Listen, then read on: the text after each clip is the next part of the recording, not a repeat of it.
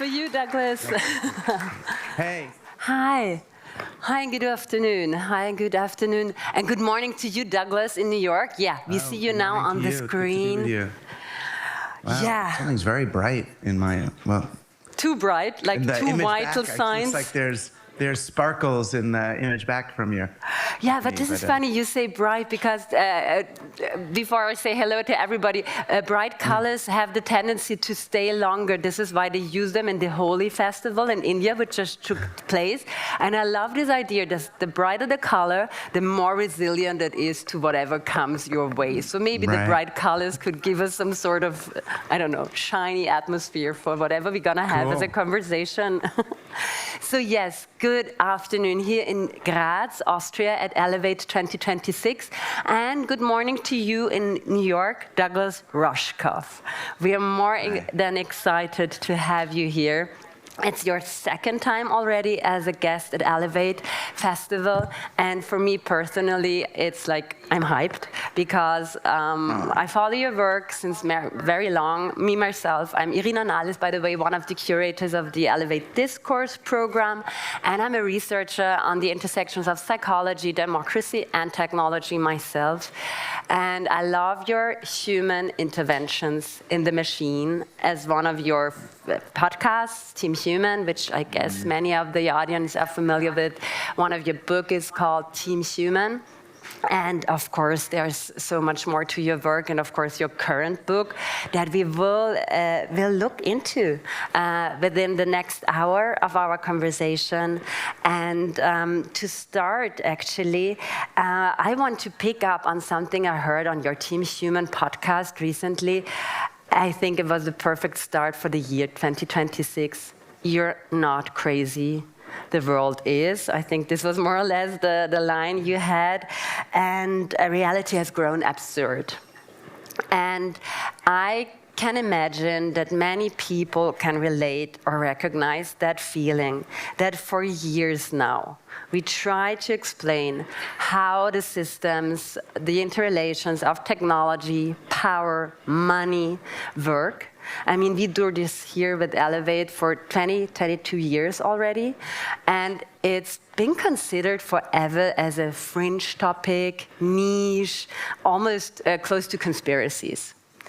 And I think that now, as the systems themselves still and even more become even stranger, I would love to start with you here. Why does actually describing digital power today sometimes make the speaker sound like the crazy one? I guess what makes us sound crazy is when we draw connections between things. That digital in particular is so interconnected. There's so many different systems that digital touches, that in some ways it makes formerly invisible things much more tangible or discrete or visible. So, capitalism, say, it's a weird invisible thing for most people. If you don't understand, you get some money, but where it's all going, where it's all connected, why you have to get a job, all those things, it's not so visible. But when you're engaging with digital technologies, it's in some ways you're touching you'd say in capitalism, you're touching the bank or the crypto or the stock or the connections between things are now like tangible hyperlinks, So once you understand how things are linked that way, you get a different picture of things. The other reason why it sounds stranger now is, 1,000 years ago, you could say, oh, the king is in charge of things, and if I do something wrong, he'll send his soldiers and they'll take me away. If you're in a democracy, it didn't normally feel like that.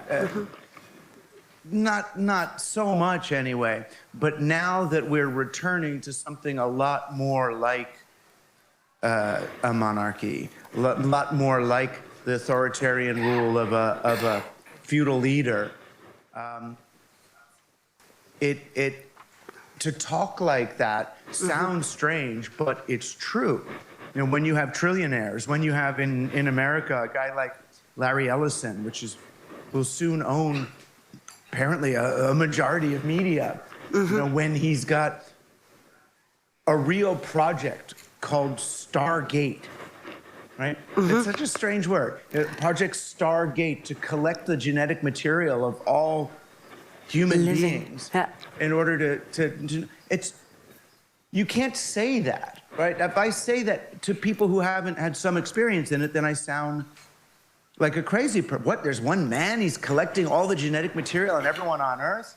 Or there's another one, a trillionaire, who ended up going into the government in order to extract all the data on all the citizens so they could develop digital platforms that can psychologically manipulate each and every one of us individually.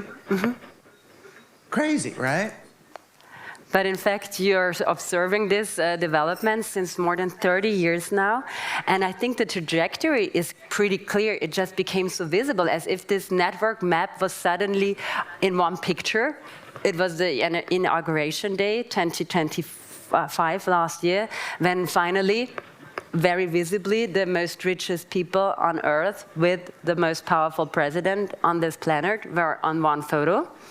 And I guess this is probably the moment, kind of, the mainstream discussion picked up on the trajectory you are observing since 30 or plus 30 years. But how is your take on this very almost conspiracy seeming idea of now you can see it and now you're, I don't know what, awake? But what is it that worries you most in those 30 plus years, and how it has become visible today? Yeah, I mean, it's interesting. You know, I was excited about the possibilities of the internet and digital technologies in the late 80s and early 90s, when I don't know, the whole internet felt a bit like Ars Electronica, if you know what I mean. It had that playful playground kind of. Yeah, playful, cyberpunk, not even necessarily leftist or progressive, but playful and weird and experimental. It was people had a hacker mentality to everything. We were going to hack reality itself. And the more we did that, the more empowered, more agency we would have as people with these, you know, digital skateboards, was our laptops. Yeah. But even then, I remember in this book I wrote in 1993 called Siberia, the last chapter is really arguing that while we have all this cool and crazy possibility, there's a window of opportunity that's not going to be open forever, that there are other kids on the playground here, and they don't have the same vision of this technology as we do. And that was, I was talking about the first issue of Wired magazine, which had just shown up. And I was like, oh, look at these guys. They've got a very different picture. Right? Their picture is that this technology could be used to create an attention economy and increase the surface area for capitalism to extract more value and keep going. You know, we don't need to move to some peer-to-peer shareware loving reality with more leisure and machines doing all the work. Instead, we're going to turn these technologies on human beings to extract value from them. And from that point forward, I was looking at the different ways in which they wanted to do this. You know, so I remember it was like 98, I wrote a book called Coercion, where I was looking at the way that advertising and marketing and manipulation techniques were migrating or being applied from the real world to the virtual world. And what I suggested in there, and again, I remember a lot of newspapers said I was a conspiracy theorist. Yeah. The Wall Street Journal said it was a conspiracy theory. But what I was suggesting was that computers, that digital devices, that websites can change what they do based on the way we interact with them. So that if a certain technique works to get us to buy something, they could use that technique again. And that we could end up in a feedback loop with these websites where the websites can encourage us to become more extreme versions of ourselves. And they were like, oh, this is crazy. They think Rushkoff's saying that the internet could somehow change who we are. And Program, yeah, it can, of course it could. I mean, that's as old as McLuhan, or Culkin, or any of the 1960s media theorists. You make a medium, and after that, it makes you. Television changed us, print changed us. The difference is that while radio might have changed the entire nation of Germany or China, and television might have changed the global consumer market. Computers could change us individually. Yeah. That because we had what was called one-to-one marketing, is what they called it in the 90s. But that's really what got extended. Yeah. And I guess what I didn't see until 2005 or 2006 was the way that this would create kind of macro economic changes.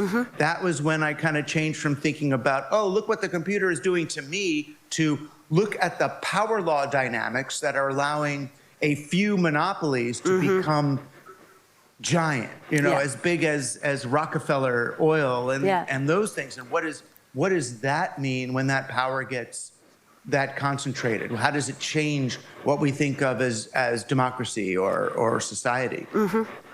And you just mentioned, of course, it's been observed in media theory since ever that using medium changes you. But what I also believe is more striking than ever with today's application, for instance, large language models and their chatbots, which are apparently used as a #1 usage for mental health and psychological interactions.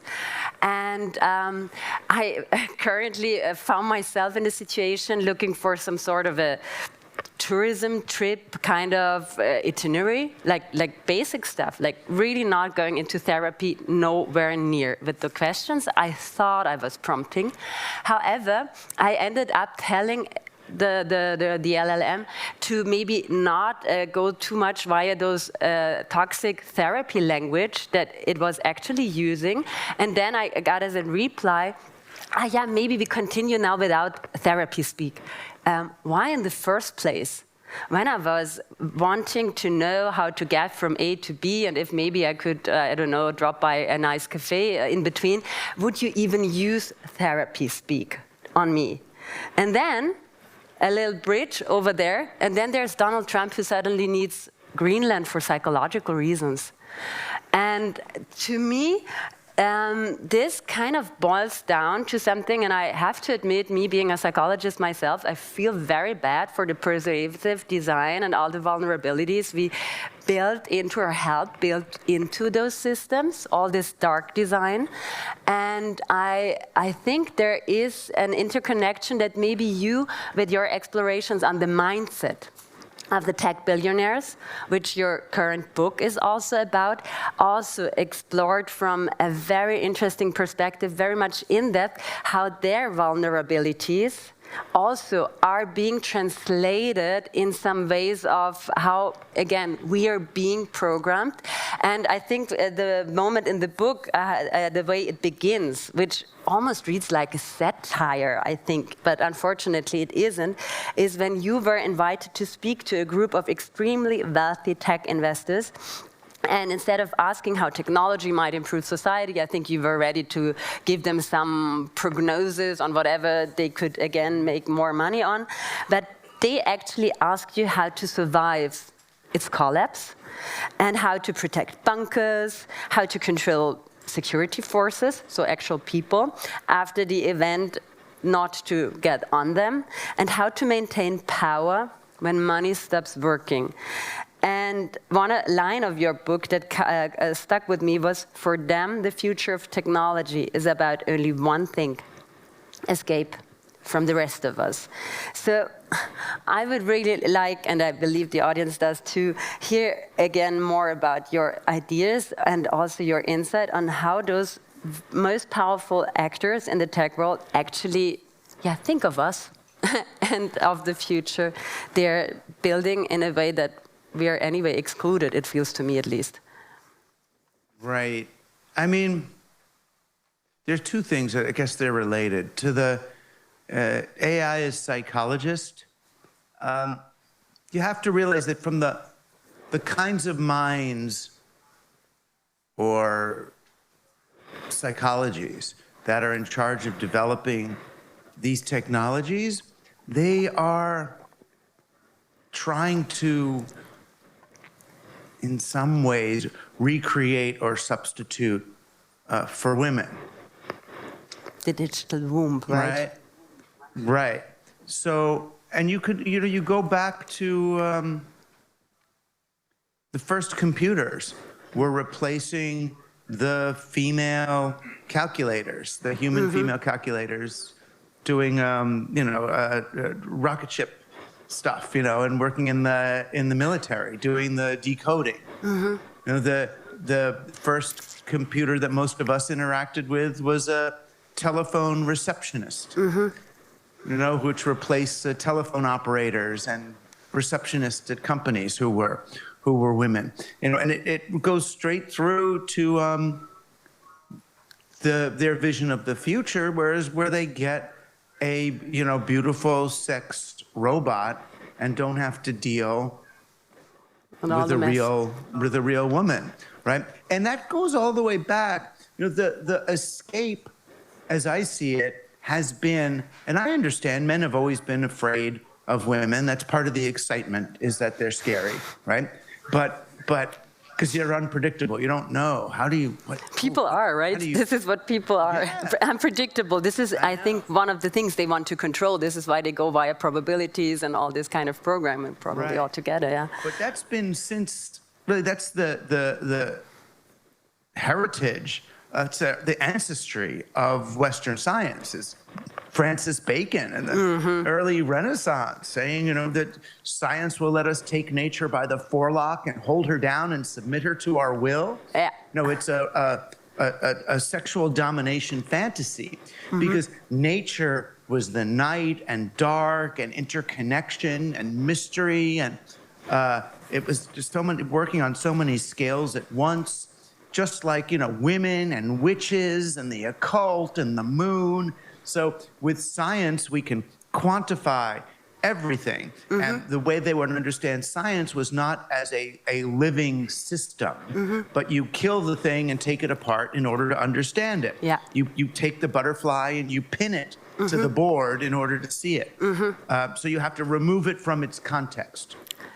And if that's the sort of the heritage, the psychological heritage of science and technology, then of course, when we get to computers, we will quantize our reality. And anything that can't be quantized does not exist. Everything's a yes or no, a one or a zero, a this or that. And the worldview that they've ended up with, the telos of this mission, is they think of humans as, sadly, most humans, as part of nature. Part of this thing that has to either be, dominated and controlled or left behind. And so in their, and I'm not saying all transhumanism is wrong, but in their transhumanist model, you and I and everybody in that room, unless one of them is in there. Hiding, it's full, it's packed, actually. It's so unfortunate you cannot see it, sorry. There might be one in there. Because they go to Burning Man now, right? They're around. They're in amongst us. All around. Yeah, give a round of claps and woo! Can you hear us? Thank you. Thank you. This was also a conscious intervention, the machine. Thank you. It is. No, but to the tech bro mindset, everybody in that room and you and I, we are in the larval state of the species, right? And where they are potentially in the more evolved state. So we are like the maggots, the worms, living on the piece of shit, right? And they are the maggots that will sprout wings and get off the piece of shit. So we are only important, we are only valuable, the humans and the planet, insofar as we can serve as the labor or the fuel for them to get to the next place. Yeah. Whether that's off the planet, although now I think they realize they can't get off the planet, they fuck things up. Like the Kessler syndrome and all these other problems, getting off is going to be difficult. So they want to go, they want to upload. You know, Sam Altman or Ray Kurzweil, they'll upload their brain to the computer and leave us behind. But there's nothing to do, nothing for us. Maybe they'll bring, 50 women slaves, but they don't need humanity. They don't need humanity, but still they are still struggling with this other thing that's not only where you come from, the birth, the digital womb you were, I think, referring to earlier, but then there's the other side of the story, death. And I just wanted to follow up a bit on your insights on the mindset. And I believe there is really also one thing when they want to escape society, escape the planet, but also escape the body. You were just referring to Kurzweil and the other ideas of uploading their brains. And I think really from a psychological perspective, again, this is fascinating, so to say, because part of becoming an adult, at least for many developmental psychologists, is learning to live with vulnerability, but also including the knowledge that we will eventually die. I mean, this is actually one part of maturing, like grow up, know that there is an end to the story sometime. And I believe there is something to it, and I was wondering what you're thinking on, are we witnessing a technological culture organized around the denial of mortality, which might again be also a denial of living beings, to me at least, it seems. And what happens when that denial scales through capital and infrastructure? Yeah, I mean, weirdly enough, for all of their talk of escape, I think that they are suffering from an extremely materialist experience of reality. Even the computers and AIs and all, they're all embedded in, it's all material, silicon and cobalt and water and uranium, heavy metals, rare earth, heavy. They're so stuck in matter. Yeah. And that's, they really are. And I think that's why they are, deep down, they're except maybe for Thiel, which is a whole other story, they're very atheist. Yeah. They're very anti-spiritual. That's for women and crazy people and hippies and lefties and those folks. That they're staunch scientific materialists. Even beyond science. I mean, science accepts weird stuff. They can't. They're scientistic. Everything is very straight cause and effect. And this is part of what's responsible for the connection between their culture and the culture of Jeffrey Epstein and the rape of women and all that, is Epstein funded the materialist scientists, the ones who were very publicly anti-God, anti-spirit, because if you're going to do these things to other people, if you're going to essentially enslave other people, you need to believe that there's nothing going on in there. That these are just shrubs. Dehumanizing. Plant. Right. So when you have that really staunchly scientific understanding of the world, the danger is from whence does your morality emerge? From whence does your sense of the sacred, that another human being on some level somewhere deserves to be treated fairly. They deserve to be they deserve to manifest here. So, I mean, I'm trying to bring together a few different ideas, but the reason why then they have to live forever is because the material is all there is. So even if they call it, oh, I'm uploading my mind to silicon, to them, silicon is the next level. Whereas to me, that's more matter. If anything, it's going further into matter and away from spirit. Right? I'm going to go on the hard drive. The cloud's not the cloud at all. We know what the cloud is. The cloud is server farms sucking up oil in, server farms are more discrete and more material and more heavier than the human. They're stuck. So that's the goal, is to somehow get on a permanent drive somewhere as information that can't be erased. And I believe there is really also this part to it. It's, again, the machine, which is the ideal. They want to become the machines, maybe. I don't know, but... what I think is kind of related to it is also all their ideas and questions, and sometimes I would even say marketing show. I think you also termed it more or less that way, when it comes to their stories on artificial general intelligence and that it's going to take over very soon. And of course, in between, all of the jobs will be gone. To me, this is always somehow very crazy, because the jobs they're talking about are brain jobs only, nothing beneath the chin line. But apart from that flaw in the logic that apparently all of the jobs will be gone very soon, I also would like to hear more on your ideas. Why are they, and what are they actually telling? What kind of narrative are they building with those ideas on the AGI coming soon? Yeah, I mean, it's hard to know, right? It's hard to know on the one hand what they actually believe, and on the other hand what's actually possible. So I do think a lot of the talk of AGI has been a sales job. So if you say, oh, the main thing I'm worried about is AI getting so good and so powerful that it will rule the world. It's like, all right, yeah, good.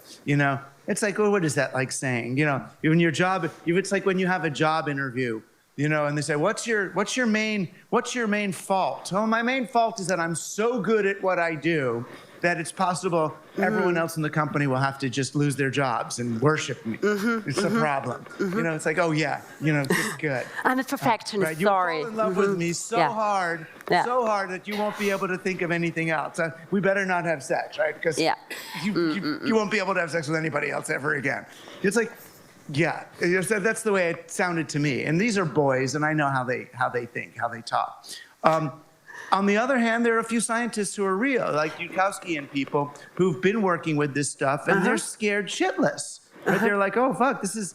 I'm still, and almost always, of the belief that the greatest danger of AI is not what AI would do, but what AI could convince us of.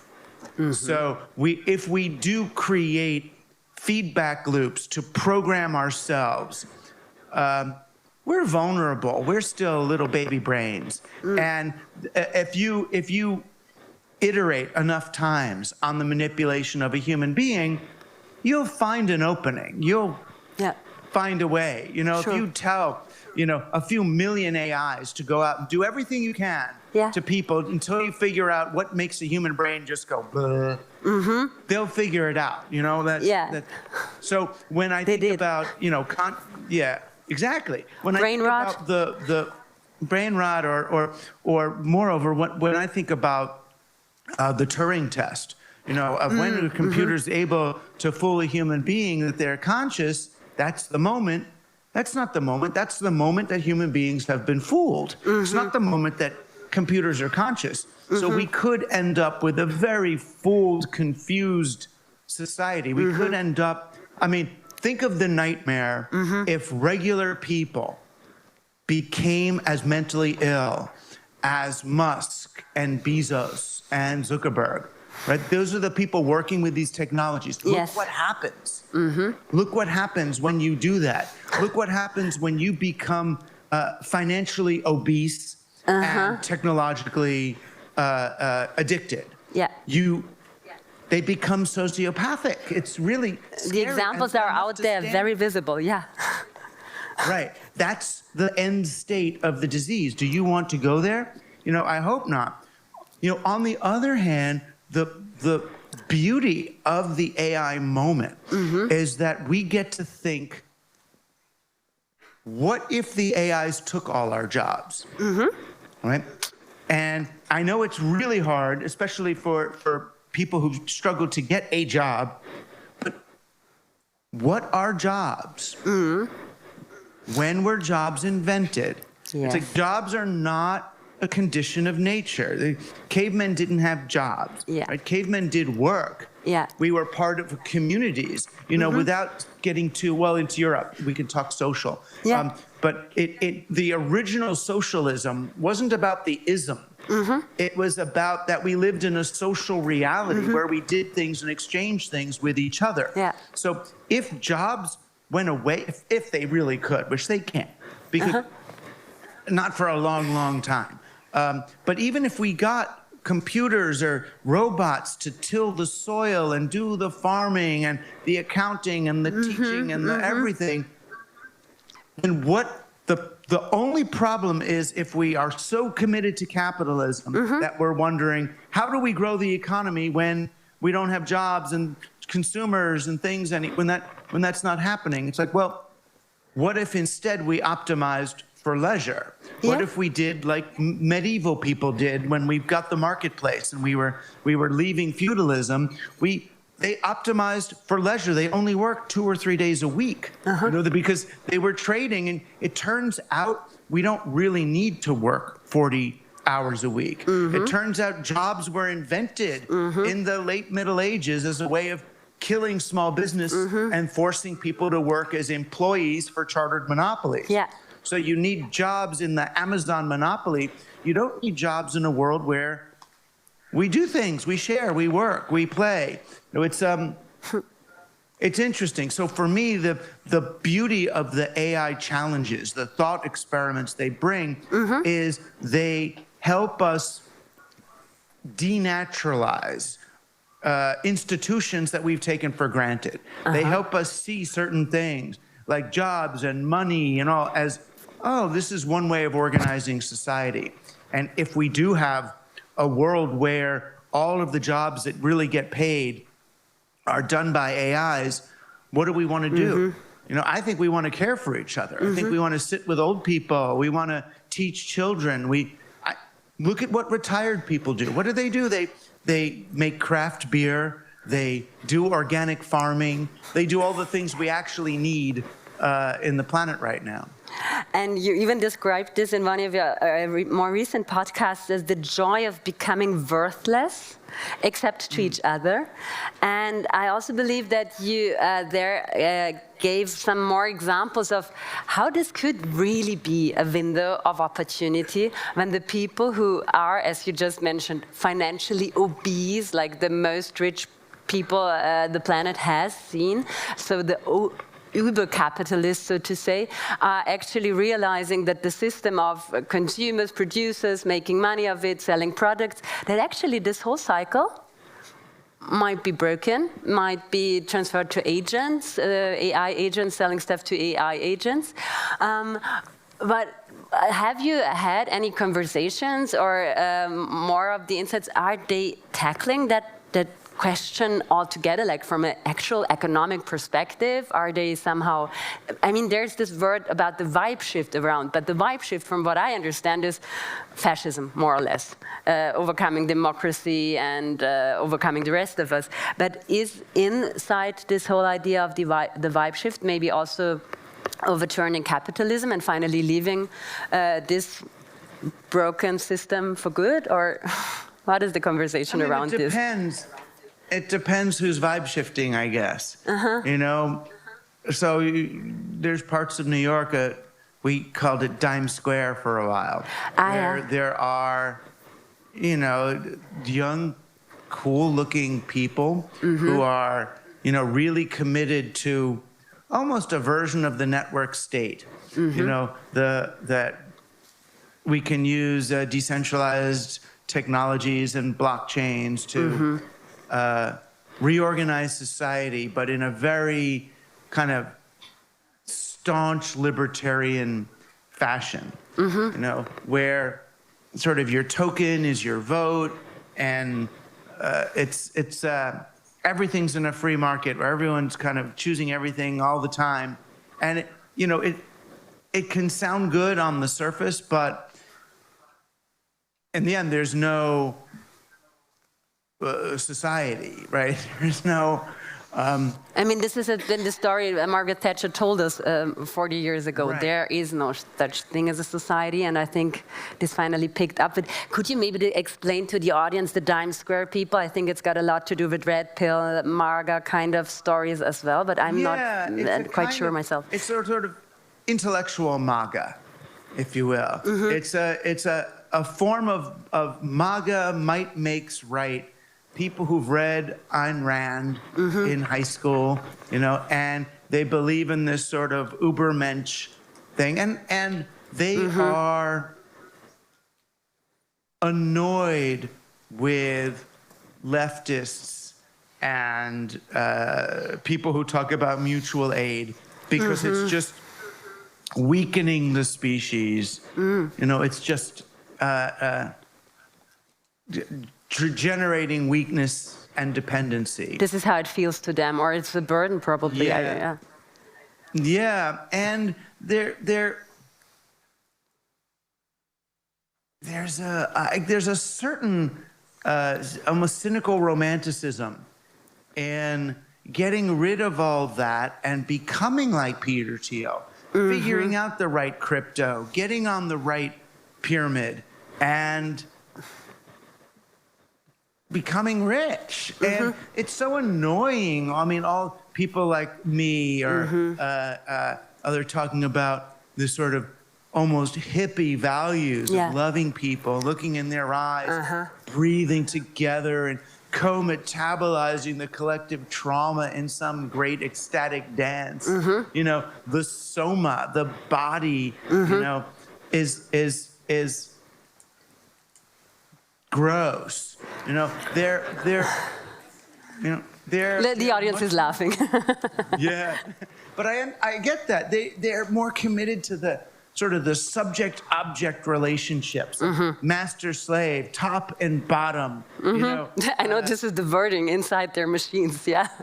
The one and the zero. It's and it's in our language, though. It's certainly in English. Everything's a subject or an object. So this is the culmination of something. You know, the digital tech bros didn't think this up. They just accelerated and amplified the underlying, you know, code of Western colonial capitalism. It's not, that's what it is. So the beauty of it is now we can see it in ways that a lot of people, you know, we couldn't before. And when you say now that we can see it, is there, apart from those Dime Square people, the intellectual MAGA, as you called them, also within the more, I don't know, Silicon Valley kind of guys, also a very open discussion on overcoming capitalism? Or how are they actually dealing with the fact that the way it's kind of some sort of planned obsolescence when it comes to the model of consuming, producing, making money because of selling things to people, that they are actually building our way out one way or the other. Right. I mean, the old economic order, which would be called, I guess, global capitalism and global markets, I mean, to them is a slow, over-regulated Eurozone, United Nations, you know, unelected, you know, old world elites. Yeah, not sexy. Making these giant institutional And ways. ultimately corrupt, ultimately corrupt things. You know, it was really the age of television that they're talking about, the globalist age of you know, Reagan and Clinton. This was the stuff that, oddly enough, people like me protested against. Yeah. World Trade Organization protests, and because we saw the way that global capitalism was extracting value from everyone and everything, and it had a problem. It does. And in some ways, you know, Reagan or Trump and the MAGAs are against that same thing. They look at the corrupt, centuries-old extractive power of central banking. I mean, they call it, you know, the Rothschilds. They call it, you know, they've got their own conspiratorial understanding of it, but the force of global capitalism was real. Yeah. You know, and it was disempowering to local people and local markets and small businesses and all that. Yeah.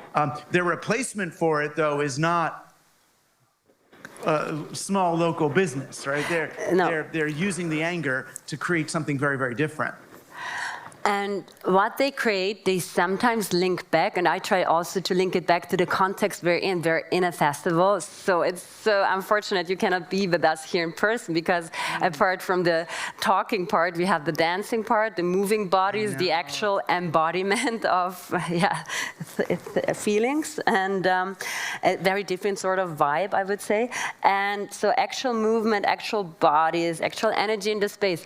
But I also think that there is this paradox also these people kind of embody when they go to Burning Man or they promote taking hallucinogenics. Maybe you could help us understand a little more or how to navigate that space in a way in order not to romanticize it, because of course there's a tendency, you or at least I can speak for myself, having the joy of being at a festival like this, there I think is a strong power to it, but it's not coming by itself. It's not a self-starter that you suddenly change your mind and you're not just a capitalist on drugs. I mean, yeah. Right. Well, that's the thing, you know. One mistake a lot of us made about digital technology and about psychedelics was that experiencing them would be intrinsically liberating. You know, I touched the internet when I was in my 20s, and I saw the connected planet and cooperation and, you know, love at scale. Yeah. You know, and hypertext open knowledge systems and a new collective creative civilization.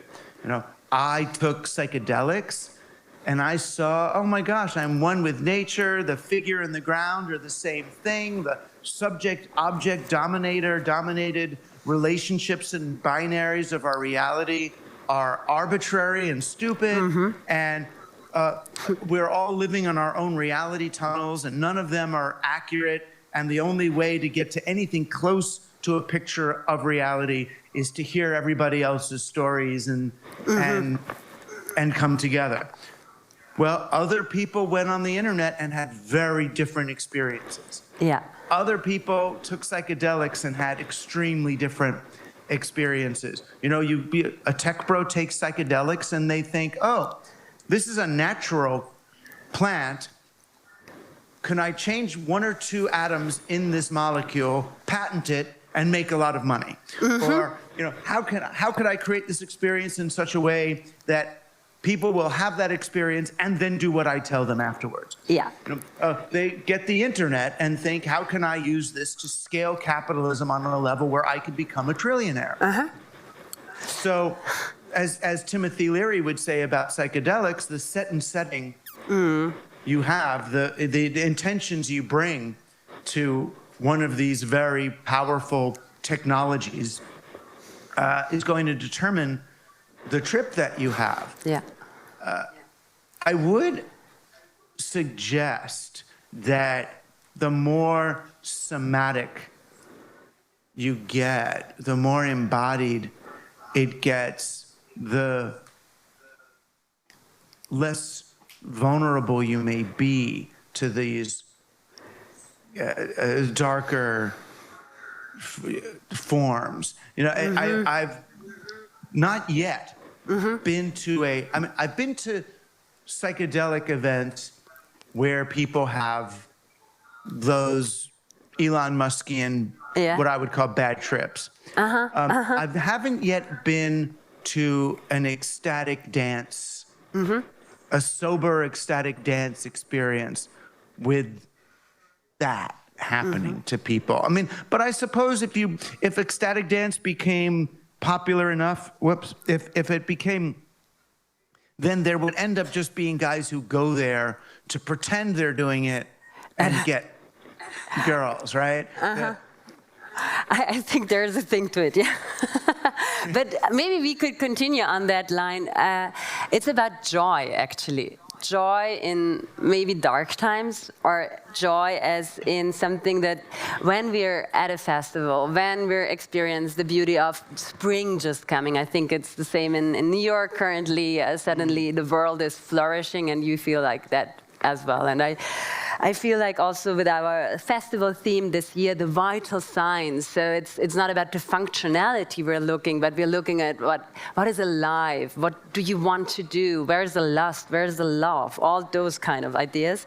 And I also think that many of us, I mean, this again was a week with horrifying news, so much pressure, so much violence, so many deaf people, war all over.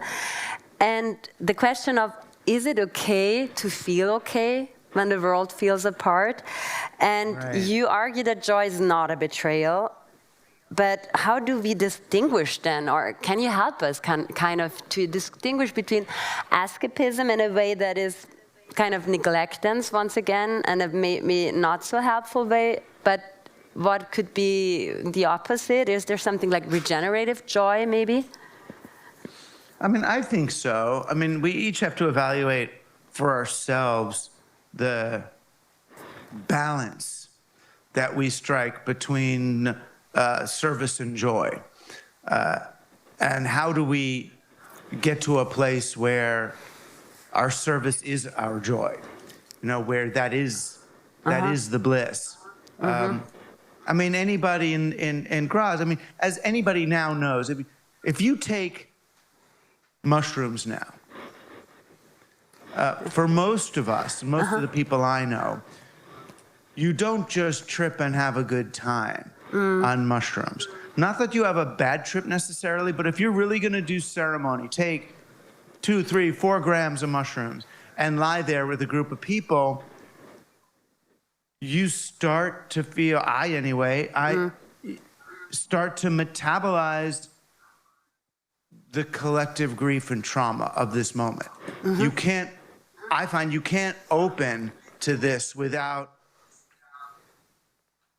becoming part of the swirl, right? The great swirl. And there's a lot of pain, there's a lot of sadness as we watch a civilization die, you know, as we watch a civilization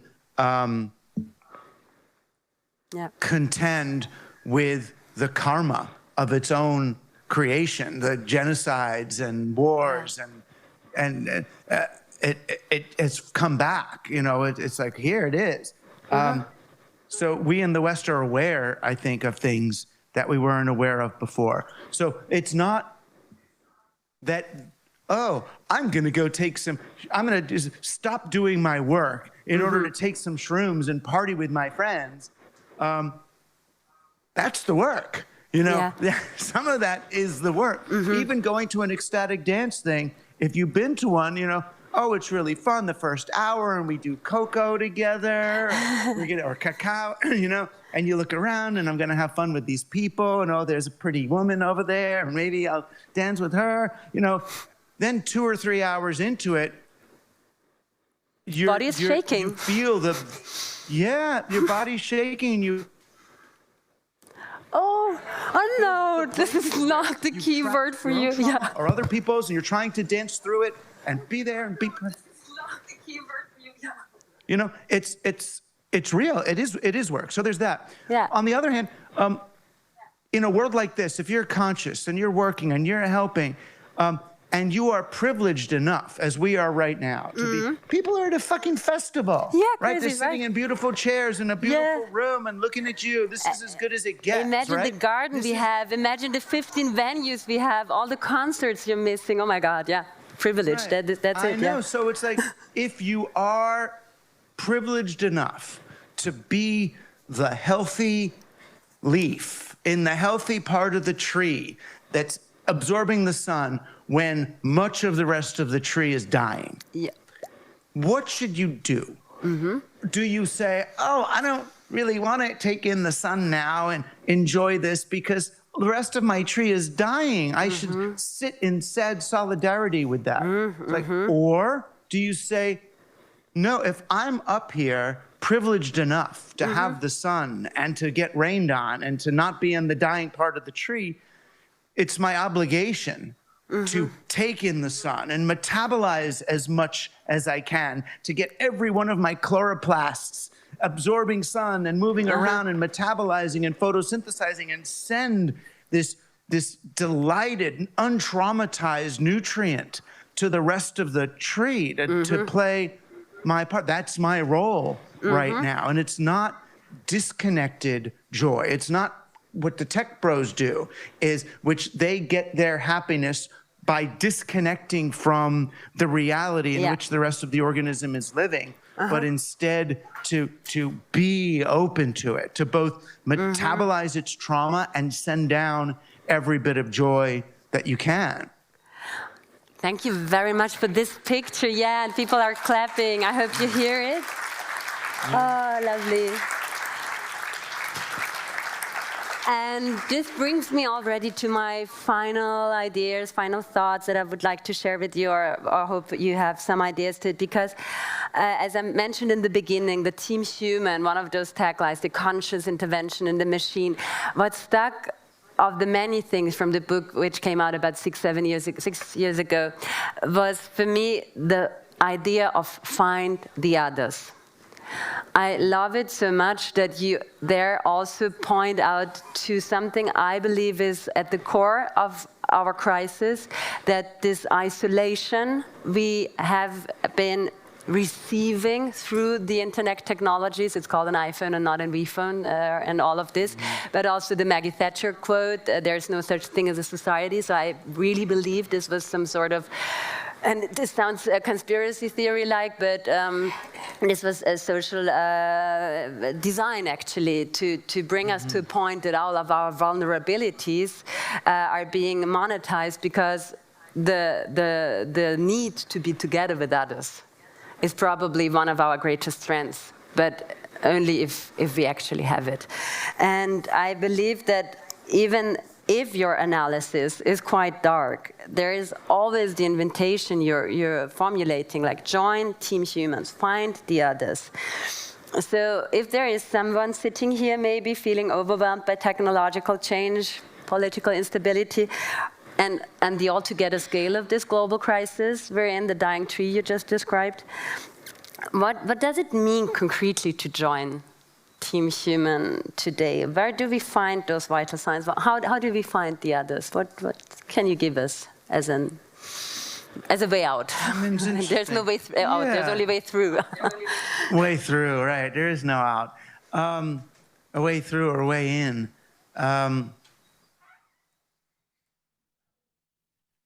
I've got a few ways of thinking about it. I mean, find the others was originally Timothy Leary, arguing that, once you have the psychedelic experience, go and find the other people who've had it too, so that you can compare notes. So in some ways he was arguing, find the others that are like us. And when I got to the Team Human thing, I was thinking, what about find the other others? What about find the people who you actually consider to be other?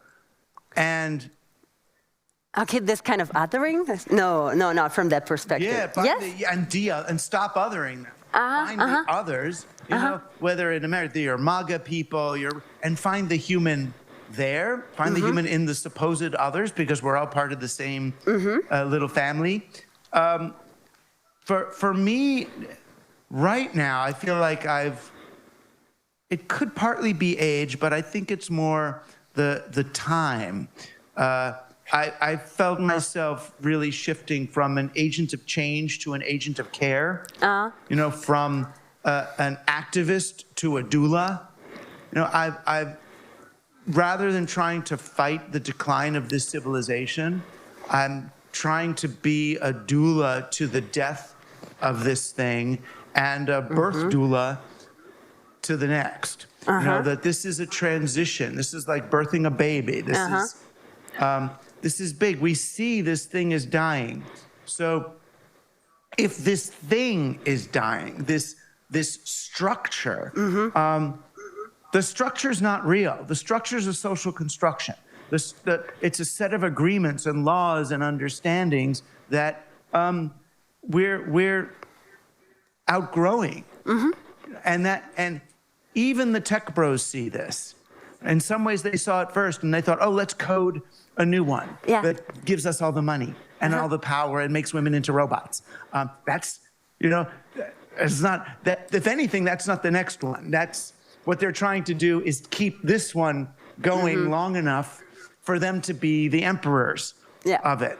But make like a mushroom, you know, make like a mushroom. And I would say you don't even need to find the others, but realize you're in a mycelial network with the others already. You know, discover the fact that we're in one great body. You know, that thing that happens in the ecstatic dance when you're like, oh my gosh, you know, this is one organism here. We're just, you know, moving around like we're cells in this thing.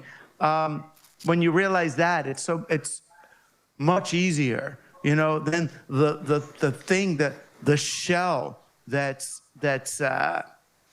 disintegrating doesn't really matter. You don't need it to establish coherence. That coherence is something that's coming from the inside out in a much more patterned, fractal, experiential way. You know, it's just that does require growing up on a certain level. You know, growing up into a kind of not a stern parent, but growing up into almost an experience of joy that engages really with consent. You know, that you can. Is sexy and means feeling together. I think this is the literal meaning of the word. Exactly. So it's not about being regulated. It's about being, just go where you're invited, you know? Okay, go where you're invited. And I think all of the people here are invited now to, kind of see us wrap up this conversation. And I cannot be more thankful. I am super grateful we had this conversation, and I am too. I really think that in those ideas of growing up, flourishing, there is a thing to it. We should not let ourselves be tricked into the idea that we're obsolete in a way, that we have to overcome all of what is bodily fluids to the mess in our brains, but embrace the chaos. And I also believe that we should definitely overcome this infantilization. Growing up has a lot of beauty to it, especially if we don't tell ourselves that we are too old to dance. We shouldn't. Never too old to dance. And having this as probably the final words of our session, I would also say bye to the people in the live stream who were joining and who I forgot to say hello to in the beginning. We will have this conversation also recorded, and if there's something you want to leave us as a final idea, Douglas? No, everyone have a dance for me, and let's get me there next year. Yeah, so I can, let's do be this. There in body, really, okay? yeah. All right, let's make it. Thank you. Bye.